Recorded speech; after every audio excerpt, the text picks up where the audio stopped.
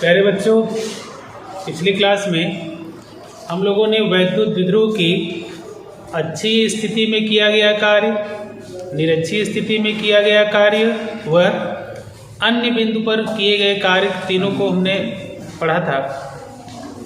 अब आगे आपका इसमें है एक समान बाह्य वैद्युत क्षेत्र में वैद्युत द्विध्रुव को घुमाने में किया गया कार्य। ठीक है, तो अब जैसे आपने पहले चैप्टर में ही वैद्युत द्विध्रुव पढ़ा है। वैद्युत द्विध्रुव क्या है कि दो परिमाण में समान और प्रकृति में विपरीत आवेश एक दूसरे से अल्प दूरी पर स्थित हो, इस निकाय को ही हम वैद्युत द्विध्रुव कहते हैं। ठीक है, तो अब वैद्युत द्विध्रुव में अगर वो वैद्युत क्षेत्र में रखा हुआ है तो वैद्युत द्विध्रुव के दोनों आवेशों पर वैद्युत क्षेत्र द्वारा एक बल लगेगा और वो बल ये चाहेगा कि जो वैद्युत द्विध्रुव है वो संरेखित रहे। संरेखित का मतलब कि जैसे हम ये कह दें कि ये वैद्युत क्षेत्र है, एक समान वैद्युत क्षेत्र है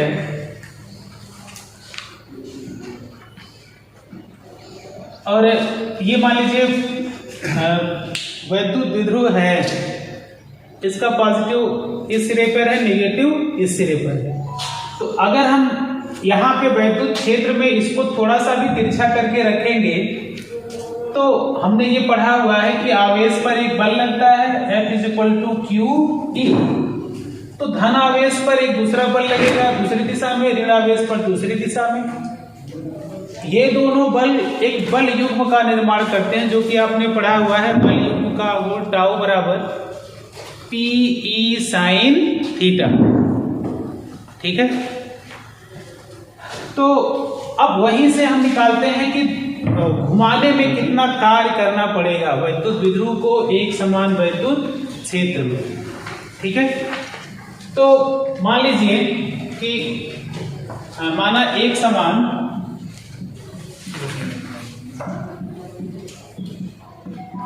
वैद्युत क्षेत्र E में एक वैद्युत द्विध्रुव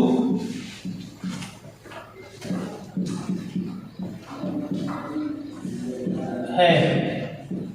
ठीक है, द्विध्रुव के बारे में भी आप मान लीजिए कि वैद्युत द्विध्रुव जो आपका है उसकी लंबाई है 2L, इसकी लंबाई है 2L लंबाई, इधर -Q आवेश है और इधर +Q आवेश है।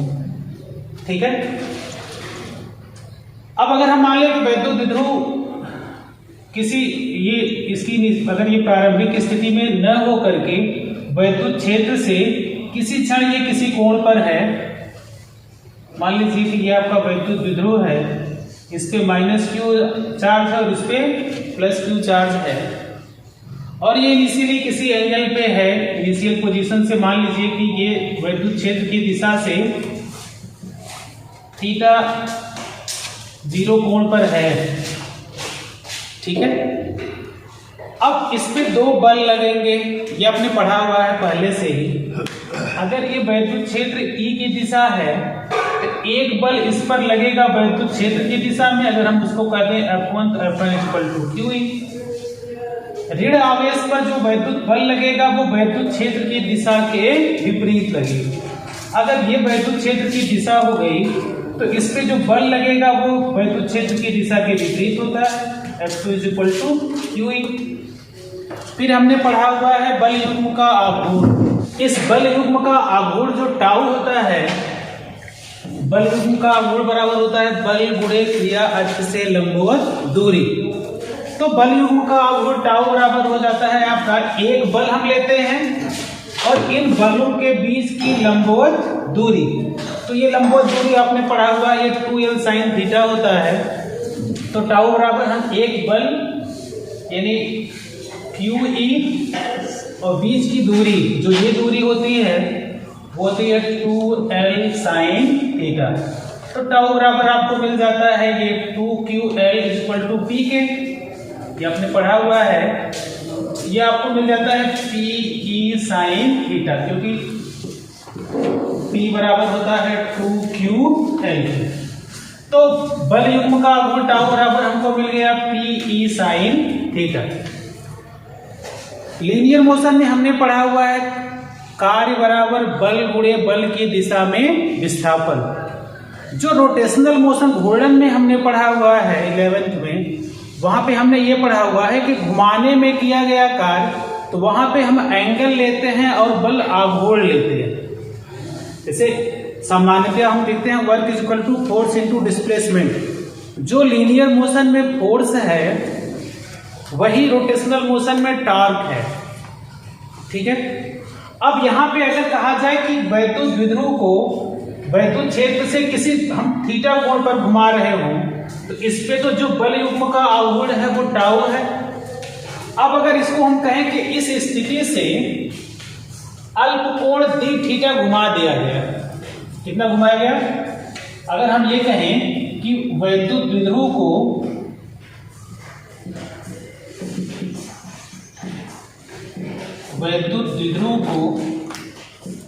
अल्प कोण डी थीटा घुमाने में किया गया कार्य, तो ये कार्य डी डब्ल्यू बराबर किसके हो जाएगा? डी डब्ल्यू बराबर हो जाएगा टाउ इंटू डी थीटा।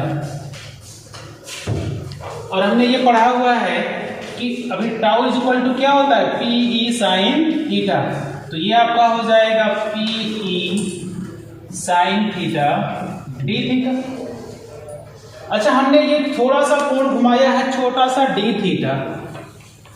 अब अगर हम ये कह दें, हम इसको ये किसी स्थिति में है, हम ये मान लीजिए प्रारंभ में हमने इसको मान लिया थीटा जीरो से हम इसको किसी कोण थीटा पे ले जा रहे हैं, तो प्रारंभिक एंगल तो थीटा जीरो है, इस स्थिति में है, हमने ये मान लिया।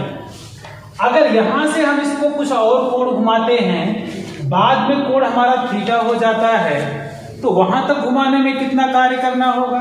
तो हम लिखते हैं कि इसको, ये तो सिर्फ डी थीटा के घुमाने में किया गया कार्य था। अगर हम कहें कि थीटा जीरो से थीटा कोण तक घुमाने में किया गया कार्य, ये क्या हो जाएगा? कुल किया गया कार्य डब्ल्यू बराबर किसके हो जाएगा? इंटीग्रेशन ऑफ डी डब्ल्यू, कहां से कहां तक? Lower limit theta zero, upper limit theta. ठीक है। अब इसको इंटीग्रेट कर दीजिए, ये हो जाएगा आपका P E sine theta, theta zero to theta. अब ये साइन थीटा का इंटीग्रेशन आपको पता है, ये होता है माइनस कास थीटा। ठीक है। अब ये हो जाएगा आपका W इक्वल टू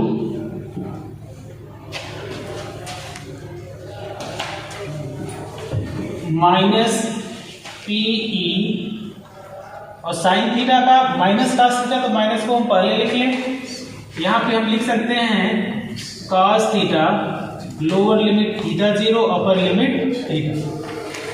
फिर अगर हम इसको एक्सप्लेन करें तो ये हो जाएगा हमारा minus P E cos theta, upper limit minus lower limit, तो cos theta minus cos theta zero. ये माइनस साइन पहले है। अगर हम इसको ब्रैकेट के अंदर लिखना चाहें तो ये हमारा हो जाएगा W is equal to P E, ये माइनस साइन है, माइनस प्लस हो जाएगा, और plus minus P E cos theta zero minus cos theta. ये आपका है वैद्युत द्विध्रुव को घुमाने में किए गए कार्य का सूत्र। अब यहाँ पे अगर ये कहा जाए तो इसकी अलग अलग कंडीशन है कि हम उसको कितना कोण घुमाते हैं और प्रारंभिक कोण वो किस स्थिति में है। जैसे हमने लिया है कि वैद्युत क्षेत्र से प्रारंभिक कोण ही थीटा है। अगर हम ये कहें कि प्रारंभ में ये वैद्युत क्षेत्र की स्थिति में ही है, वैद्युत क्षेत्र की दिशा में ही है, इसका P का मान, P की दिशा वैद्युत द्विध्रुव का आघूर्ण सदिश राशि है। अगर हम कहें उसकी दिशा वही थी तो प्रारंभिक कोण क्या हुआ? 0। ठीक है, हम ऐसे भी लिख सकते हैं इफ थीटा 0 = 0। इसका अर्थ दोनों शब्दों में दे सकता है, ऐसे भी प्रश्न में दे सकता है कि वैद्युत द्विध्रुव वैद्युत क्षेत्र की दिशा में संरेखित है। संरेखित होने का मतलब कि जो वैद्युत क्षेत्र की दिशा है वही वैद्युत द्विध्रुव के आघूर्ण जो P का है, P की दिशा है। तो थीटा 0 के बराबर हो जाएगा। तो 0 के बराबर हो गया तो फार्मूला हमारा क्या हो गया? W = PE, और ये थीटा 0 का तो cos 0 का मान 1, तो ये हो जाएगा 1 - cos। यानी कि अगर ये वैद्युत क्षेत्र की दिशा में संरेखित है तो हमारा फार्मूला हो गया W = PE 1 - cos थीटा। अब यहां से इस स्थिति से यानी कि हम इसको थोड़ा सा चेंज कर लें, हम ये कहें कि जो हमारा वैद्युत क्षेत्र है, अगर हमारा वैद्युत द्विध्रुव जैसे ये वैद्युत क्षेत्र हो गया हमारा, एक समान वैद्युत क्षेत्र E है, ये जो हमारा वैद्युत द्विध्रुव है वो वैद्युत क्षेत्र की दिशा में है। ये -q आवेश है और ये +q आवेश है। ठीक है, अब प्रारंभिक इस एंगल 0 था। अब अगर हम इसको 0 से 90 डिग्री के कोण पर घुमाएं, कितने कोण पर? 90 डिग्री के कोण। यानी कि अगर हम पहली कंडीशन रखें इफ थीटा = 90, यानी कि हम वैद्युत द्विध्रुव को वैद्युत क्षेत्र की दिशा से 90 अंश के कोण पर घुमाएं तो किया गया कार्य। तो W बराबर हो जाएगा PE 1 - cos 90, और हमें पता है कि cos 90 का मान 0, तो W बराबर किसके हो गया? PE, यानी कि वैद्युत द्विध्रुव को घुमाने में किया गया कार्य कितना हुआ? PE। अच्छा, दूसरी कंडीशन क्या हो सकती है? हम ये कह दें कि वैद्युत द्विध्रुव को हम 180 अंश के कोण पर घुमाते हैं। जो हमारा ये थीटा हमने 90 लिया था, यानी कि वैद्युत द्विध्रुव हमारा ऐसे रखा हुआ है, ये इस तरह से हम इसको पूरा घुमा करके इधर कर दें, यानी कि जहां पे प्लस है वहां पे माइनस कर दें घुमा के, जहां पे माइनस है वहां पे प्लस कर दें, तो कितने एंगल ये घूम जाएगा? 180। अगर हम इसको 180 डिग्री घुमा दें, यानी कि दूसरी कंडीशन में कहा जाए if theta = 180, then W = PE 1 - cos 180। cos 180 की वैल्यू -1, तो PE 1 - -1, तो ये माइनस प्लस W, तो किया गया कार्य कितना हो जाएगा? 1 - 1, आप ऐसे लिख सकते हो 1 + 1, और W = 2PE। तो वैद्युत द्विध्रुव को घुमाने में किया गया कार्य क्या हो जाएगा? 2PE। अगला टॉपिक है वैद्युत क्षेत्र में वैद्युत द्विध्रुव की स्थितिज ऊर्जा। जैसा हमने इसके पहले ही पढ़ा हुआ है, स्थितिज ऊर्जा क्या होती है? अनंत से आवेश को ले आने में किया गया कार्य। ठीक है, तो किसी एक आवेश को हम अनंत से ले आते हैं, उसमें भी दो बातें होती हैं कि आवेश धनावेशित है कि ऋणावेशित है। मान लीजिए हमारा वैद्युत क्षेत्र जो है, यहाँ पे धन आवेश के कारण वैद्युत क्षेत्र है, और हम अनंत से धन आवेश को ले आते हैं, तो धन आवेश को ले आने में हमें कार्य करना पड़ता है। और अगर ऋण आवेश को हम अनंत से ले आ रहे हैं तो हमें कार्य प्राप्त होता है।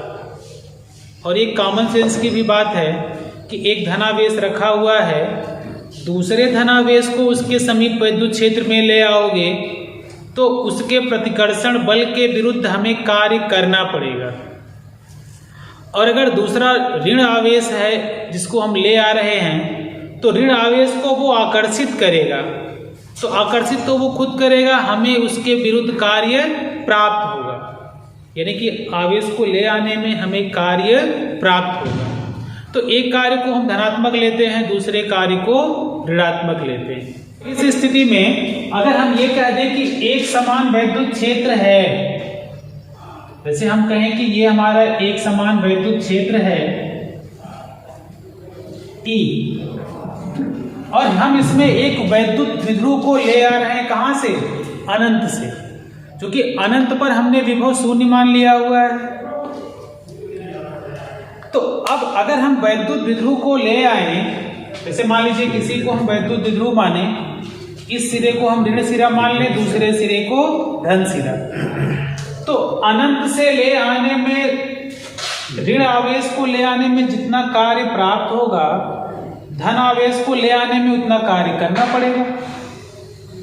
तो हम ऐसे भी कह सकते हैं कि जितना धन आवेश को हम ले आने में जितना कार्य किए, ऋण आवेश को ले आने में उतना कार्य प्राप्त हुआ, तो कुल कार्य क्या हो गया? शून्य। ठीक है, लेकिन अब अगर हम जैसे यही द्विध्रुव को हम ले आ रहे हैं, तो धन आवेश को तो हम यहीं तक ले आए वैद्युत क्षेत्र के भीतर, और ऋण आवेश को उसकी लंबाई के बराबर इतनी ज्यादा दूरी हमको ले आनी पड़ी, यानी कि जो कुल किया गया कार्य, हमें जो कार्य प्राप्त होगा वो ज्यादा होगा, क्योंकि धन आवेश तो हमारा, ऐसे अगर मान लीजिए हम कहें कि हमने अनंत से हम वैद्युत द्विध्रुव को ले आ रहे हैं, ये प्लस क्यू आवेश है और ये माइनस क्यू, हम इसको ले आए, ये यहाँ पे आ गया, सपोज करिए कि ये आपका वैद्युत द्विध्रुव आ गया, माइनस क्यू है और ये प्लस क्यू है, और इसकी लंबाई है 2L। तो माइनस क्यू को ले आने में कार्य प्राप्त हो रहा है, प्लस क्यू को ले आने में हमने कार्य किया, तो जब यहाँ पे प्लस क्यू के बराबर माइनस क्यू रहा होगा, तो यहाँ तक दोनों कार्य बराबर हो गए। माइनस क्यू कितना ज्यादा दूरी तय किया? ये 2L। तो माइनस क्यू आवेश 2L प्लस क्यू की तुलना में ज्यादा दूरी तय किया, तो माइनस क्यू के और माइनस क्यू से हमें कार्य प्राप्त हो रहा है। इसका मतलब कि जो यहाँ पे वैद्युत द्विध्रुव की स्थितिज ऊर्जा होगी, वो सिर्फ -2L को यहाँ से यहाँ तक ले आने में किए गए कार्य के बराबर होगी।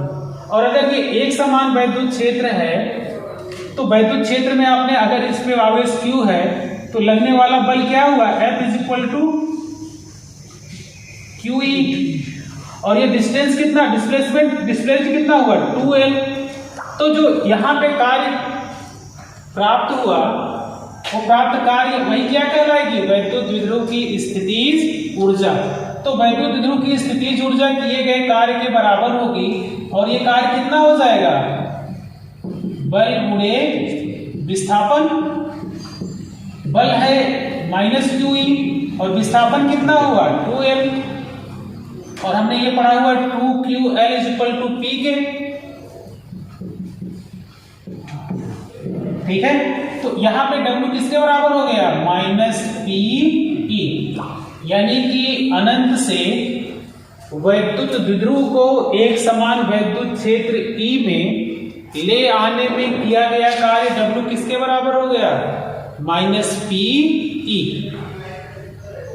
ठीक है, अब जैसे कहा जाए कि वैद्युत द्विध्रुव को हमने यहां से भी किसी कोण पर घुमाया, जैसे कि इसके पहले वाले इसके पहले कोई प्रश्न में हमने किया कि स्थितिज ऊर्जा क्या होती है कि मान लीजिए हम अनंत से ले आए, यहां पे ले आकर के हमने इसको किसी कोण से घुमाया, तो घुमाने में किया गया कार्य। अभी इसके पहले हमने पढ़ा कि जो स्थितिज ऊर्जा होगी वो कुल कार्य के बराबर होगी, यानी कि हम अनंत से ले आए और ले आने के बाद वैद्युत द्विध्रुव को घुमाए, तो कुल स्थितिज ऊर्जा क्या हो जाएगी? अनंत से ले आना प्लस ले आकर के वैद्युत क्षेत्र में घुमाने में जितना हमने कार्य किया, तो कुल किया गया। अच्छा, वैद्युत द्विध्रुव को घुमाने में किया गया कार्य, इसको हम यहाँ पे W न मान के W1 ले लें, और दूसरे किए गए कार्य W2 को, अभी इसकी पहले हमने पढ़ा होगा, वो होता है PE1 - cos θ। ये तब की स्थिति है जब हम इसको वैद्युत क्षेत्र की दिशा से कितने कोण पर घुमा रहे हैं, थीटा कोण पर, ठीक है। तो किया गया कार्य W बराबर, W2 किसके बराबर है, ये हमारा है वैद्युत द्विध्रुव को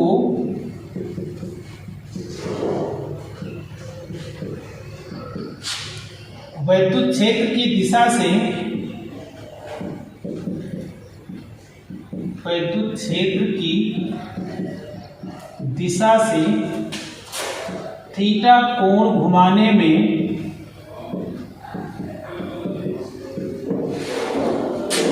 किया गया कार्य, ये W2 है। तो कुल किया गया कार्य W किसके बराबर हो जाएगा, W1 प्लस W2, और यही कुल किया गया कार्य क्या कहलाती है, वैद्युत द्विध्रुव की स्थितिज ऊर्जा। तो ये U W बराबर U के हो जाएगा, लिख लीजिए W इक्वल टू U, और ये किसके बराबर हुआ, minus PE plus PE1 minus cos theta, PE1 minus cos theta. तो माइनस PE है प्लस PE है, माइनस PE से प्लस PE कैंसिल हो जाएगा, आपको मिलेगा वैद्युत द्विध्रुव की स्थितिज ऊर्जा U बराबर माइनस PE cos थीटा। यही कहलाता है वैद्युत द्विध्रुव की स्थितिज ऊर्जा। अब इसमें अलग अलग कंडीशंस हैं कि जो हमारा वैद्युत द्विध्रुव है वो किस स्थिति में है, किस स्थिति में है का मतलब कि थीटा का मान कितना है, थीटा 0 है, थीटा 90 हो, है ना। तो जैसे हम पहली कंडीशन मान लें कि ये फार्मूला हमारा हो गया U is equal to minus PE cos theta, ये हमको मिल गया वैद्युत द्विध्रुव की स्थितिज ऊर्जा। तो माइनस PE cos थीटा है if theta is equal to 0। देखिए थीटा इज इक्वल टू 0 को कई शब्दों में कहा जा सकता है कि वैद्युत द्विध्रुव वैद्युत क्षेत्र की दिशा में है, वैद्युत क्षेत्र संरेखित है वैद्युत क्षेत्र की दिशा में, या कोण 0 है, ठीक है। तो if theta is equal to 0 then U is equal to minus PE cos 0, और cos 0 का मान 1, U is equal to minus PE। दूसरा है if theta is equal to 90 हो जाए तो U is equal to minus PE cos 90, cos 90 का मान 0, तो U इज इक्वल टू 0, ठीक है। तीसरा है कि थीटा का मान 180 कर दें, cos 180 का मान -1, तो माइनस माइनस प्लस PE हो जाएगा, ठीक है। जैसे तीसरा हम करेंगे if theta is equal to 180, तो cos 180 का मान क्या होता है, cos 90 plus 90, cos 90 plus theta minus sine theta minus 1, और यहाँ पे क्या हो जाएगा, U is equal to minus PE cos 180 का मान डायरेक्ट रख दे रहे हैं, cos 180 का मान -1, तो U is equal to PE। इसमें दो फिगर है, जैसे प्रश्न है कि निम्न चित्रों में A तथा B में निकायों की वैद्युत स्थितिज ऊर्जाओं की गणना कीजिए, ठीक है। तो थोड़ा सा आपको पहले ये जानना है कि वैद्युत स्थितिज ऊर्जा का सूत्र आपको पता है, U बराबर होता है 1/4 pi epsilon not Q1 Q2 by R, जहां Q1 Q2 दोनों आवेश हैं और R जो है उन आवेशों के बीच की दूरी है, ठीक है। तो अगर हमको सिर्फ दो आवेश दिए जाएं, जैसे ये Q1 है और ये Q2 है, बीच की दूरी R है, तब तो सिर्फ एक द्विध्रुव बना, हमने इसकी ऊर्जा निकाल ली इस निकाय की। अगर आवेशों की संख्या 2 से अधिक है, ठीक है, तो हम ये देखते हैं कि कितने निकाय हमारे बन सकते हैं और हम ऊर्जा निकालेंगे किन्हीं दो के बीच का ही। तो वहां पे हम ऐसा देखते हैं कि 2 के कितने पेयर बनते हैं, जितने बनेंगे उतनी हम कहेंगे इसकी स्थितिज ऊर्जा होगी, और सबको अंत में जोड़ देंगे चिन्ह के साथ, क्योंकि स्थितिज ऊर्जा एक अदिश राशि है। वहाँ पे हम उसके साइन को भी मेंशन करते हैं कि वो पॉजिटिव है कि नेगेटिव। तो जैसे अब यहाँ पे हमने इसी सूत्र से हम इसकी ऊर्जा निकाल ली। अच्छा, अगर मान लीजिए कि 3 आवेश हो जाता और ये बीच की दूरी r ही रहती, तो अब हम यहाँ कहते हैं कि हमारी 3 निकाय बने, एक Q1 Q2 ये, Q2 Q3 2 और Q3 Q1 3, यही ना। तो पहले हम इसकी ऊर्जा निकालते हैं U1, फिर इसकी निकालेंगे U2 और फिर इसकी निकालेंगे U3, और फिर तीनों को ऐड कर देंगे, हमको मिल जाएगी कुल स्थितिज ऊर्जा। ठीक इसी तरह से अब ये प्रश्न को देखिए, जैसे इसमें जो पहला प्रश्न है फिगर ए को अगर हम ध्यान से देखें, ये हम इसका नामकरण कर लें, इसको हम कह दें ABCD कह लीजिए, इसको हम नाम रख लें A, इस कोने का B, इसका C और इसका D। तो देखिए इसमें 6 निकाय बने, एक तो AB, दूसरा BC, तीसरा CD, चौथा DA, पांचवा AC, छठा DB। कितने निकाय बने? 6। यहाँ पे अब ये plus Q minus Q plus Q minus Q इस तरह से अरेंज है कि एक प्लस है दूसरा माइनस है। तो जितना एक की स्थितिज ऊर्जा होगी, जितना जैसे माइनस क्यू प्लस क्यू बीच की दूरी है, ये माइनस क्यू प्लस क्यू बीच की दूरी है, ये माइनस क्यू प्लस क्यू बीच की दूरी ए, ये माइनस क्यू प्लस क्यू बीच की दूरी ए, तो चारों तो एक समान है। हम किसी एक का निकाल के 4 से गुणा कर दें, चाहे 4 बार लिखें, बात तो एक ही है ना। जैसे यहाँ पे देखो चारों निकाय कौन कौन से हुए, हम ऐसे कह सकते हैं कि U A B, U B C, U C D और यू बी ए। पांचवा कौन सा होगा? यू ए सी, और छठा हो जाएगा यू डी बी। तो ये 6 हमारे हुए। हम अगर सबको अलग अलग लिखें तो ध्यान से देखिए, ये क्या हो जाएगा 1/4 pi epsilon not plus Q minus Q, यानी कि एक प्लस क्यू है और दूसरा माइनस क्यू बटे बीच की दूरी ए। इसमें भी वही होगा BC के लिए 1/4 पाई एप्सिलॉन नॉट, पहला माइनस क्यू दूसरा प्लस क्यू बटे ए। ऐसे ही तीसरा भी होगा, ऐसे ही चौथा भी होगा। ठीक है, या हम किसी को एक साथ अगर लिखें तो हम ऐसे लिख सकते हैं कि यू ए बी बराबर यू बी सी बराबर यू सी डी बराबर यू डी ए। तो इन चारों की जो स्थितिज ऊर्जा होगी, हाँ ऐसे लिख लीजिए, यू ए बी बराबर यू बी सी बराबर यू सी डी बराबर यू डी ए। ये बराबर हो गया -1/4 pi epsilon not Q square by. ठीक है, जो दो हमारे डायगोनल के बचे, ये और ये, तो ये प्लस क्यू और ये माइनस क्यू। ऐसे अगर हम लिखें कि यू ए सी ये बराबर हुआ 1/4 पाई एप्सिलॉन नॉट, दोनों प्लस हैं तो Q इंटू क्यू बाई।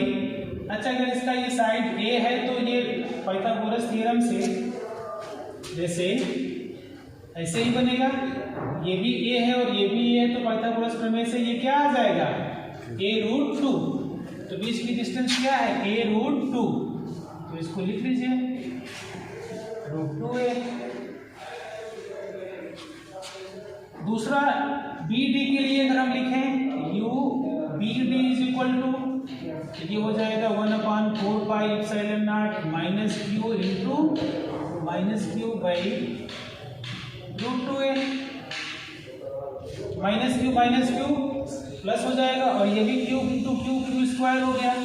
तो ये आपको मिल गया 1/4πε0 क्यू स्क्वायर बाई √2a। यहाँ भी आपको मिल गया 1/4πε0 क्यू स्क्वायर बाई √2a। कुल स्थितिज ऊर्जा कितनी होगी इन चारों को और दो ये है ना। तो यहाँ पे कुल ऊर्जा क्योंकि ये 4 बार है तो कुल ऊर्जा जब हम काउंट करते हैं तो इसी में 4 का क्या करते हैं मल्टीप्लाई करते हैं। तो हम इसको कह सकते हैं अतः कुल ऊर्जा ये बराबर यू किसके बराबर हो जाएगा सबको जोड़ दें तो इसी में लिख लें एक बार U A B plus U B C plus U C D plus U D A और ये यू ए सी और U B D plus U A C plus U B D सबको जोड़ दीजिए। इसमें 4 से मल्टीप्लाई करके -4 into 1/4πε0 Q square by A और ये दोनों एक समान हैं चाहो तो इसमें 2 से मल्टीप्लाई करके दोनों लिख लें 2 into 1/4πε0 Q square by √2a। अब ये हल करने की सुविधा के अनुसार है ये √2 है और यहाँ ऊपर 2 है। अगर हम इस √2 को कैंसिल करना चाहें तो ऊपर बचेगा √2 है ना। तो अगली लाइन में देखिए ये हो जाएगा -4 into 1/4πε0 Q square by A plus ये √2 ये 2 है इसको हम √2 इंटू √2 लिख सकते हैं। तो एक √2 से एक √2 कैंसिल यहाँ क्या बचेगा सिर्फ √2 ये लिख लेते हैं √2 into √2 1/4πε0 Q square upon √2a एक √2 से √2 कैंसिल यहाँ से 1/4πε0 क्यू स्क्वायर बाई ये कॉमन ले लीजिए बचेगा -4 प्लस √2 ठीक है। और चाहे तो इसको और सरलीकरण कर सकते हैं ये आपकी हो गई इस निकाय की स्थितिज ऊर्जा। अब इसी तरह से जो दूसरा पार्ट है इसका जैसे ये इसको भी हम ध्यान से देखें इसमें भी ऐसे हमारे 6 निकाय बनेंगे। कौन कौन से हैं इसका भी हम ऐसे नाम लिख लें ए बी सी और डी। निकाय ए बी है निकाय बी सी तीसरा है निकाय सी डी चौथा है निकाय डी ए पांचवा है निकाय ए सी और छठा होगा निकाय बी डी। ये 6 निकाय हमारे हुए with positive and negative sign. जैसे हमने इस क्वेश्चन में किया है ऐसे ही आप कर सकते हो ठीक है। अब जैसे देखिए करते हैं यहाँ पे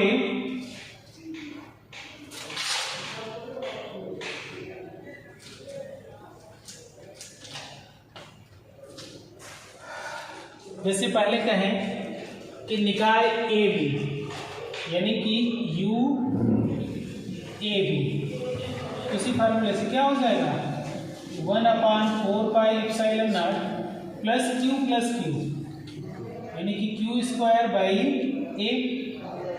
निकाय बी सी की यानी कि U B C is equal to 1/4πε0 एक प्लस है दूसरा माइनस है तो plus Q into minus Q square यहाँ माइनस साइन लगा लीजिए -क्यू स्क्वायर बाई ए। तीसरा है निकाय C D U C D ये भी माइनस है, ये भी माइनस है, तो माइनस माइनस प्लस हो जाएगा। ये आपका हो जाएगा 1/4πε0 क्यू स्क्वायर बाई ए। और चौथा होगा डी ए, एक प्लस है और एक माइनस, तो माइनस साइन होगा। तब आपका हो जाएगा U D A is equal to -1/4πε0 Q square by A. 4 तो ये आपके हो गए। पांचवा आपका हुआ निकाय ए सी और निकाय बी डी। तो ए सी के लिए अब ये इसका डायगोनल होगा, इसके लिए ये √2 होगी। तो यहाँ पे यू ए सी क्या हो गया, प्लस क्यू माइनस क्यू। तो 1/4πε0 Q1 Q2 plus Q into minus Q, तो माइनस क्यू स्क्वायर बाई √2 है। ऐसे ही डी बी के लिए U D B is equal to -1/4πε0 Q square by √2a। अब इस निकाय, पूरे निकाय की कुल ऊर्जा कितनी होगी, स्थितिज ऊर्जा। तो कुल ऊर्जा में वही पहले वाले प्रश्न की तरह इन 6 निकायों की कुल ऊर्जा को हम जोड़ दें, कुल स्थितिज ऊर्जा।